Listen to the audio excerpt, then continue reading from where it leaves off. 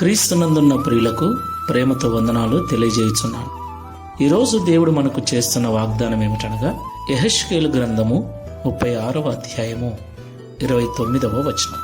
మీ సకలమైన అపవిత్రతను పోగొట్టి నేను మిమ్మును రక్షింతును, మీకు కరువు రానీయక ధాన్యమునకు ఆజ్ఞ ఇచ్చి అభివృద్ధి పరుతును. ఆమెన్. నా ప్రియమైన సహోదరి సహోదరులారా, ఈ లోకంలో యెహోవా దేవుడుగా గల నరులు ధన్యులు అని పరిశుద్ధ గ్రంథం సెలవిస్తుంది. నిజంగా యేసుక్రీస్తు ప్రభుల వారిని ఆరాధిస్తున్న మనము ఎంతో ధన్యులం ప్రియులారా.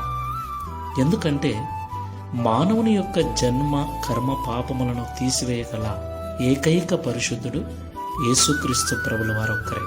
ఎందుకంటే తల మొదలుకొని అరికాలు వరకు ఎలాంటి పాపము లేనివాడు, ఎలాంటి దోషము లేనివాడు. ఆయన పరిశుద్ధుడై ఉన్న దేవుడు. ఈ లోకంలో మనము ఆయనను దేవునిగా అంగీకరించిన కారణమును బట్టి ఆయన మన పాపములన్నిటినీ కలవరి శిలువలో తన రక్తము ద్వారా కడిగివేసి మనల్ని నీతిమంతులుగా చేశాడు. దేవునికి మహిమ కలుగునుగాక.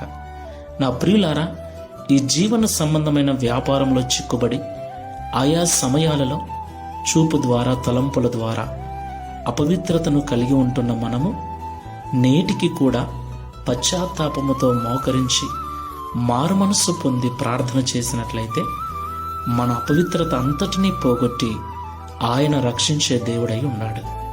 అంత మాత్రమే కాదు ప్రియులారా, ఎవరైతే పశ్చాత్తాప హృదయముతో మారుమనస్సు పొందిన మనస్సుతో ఎవరైతే దేవుని సన్నిధిలో జీవిస్తూ ఉంటారో వారికి ఏమాత్రము కరువు రానియకుండా సమృద్ధి చేత నింపుతానని వాగ్దానం చేస్తున్నాడు. ఈ మాటలు వింటున్న ప్రియ సహోదరి సహోదరుడా, డౌన్లోడ్ షేర్ చాట్.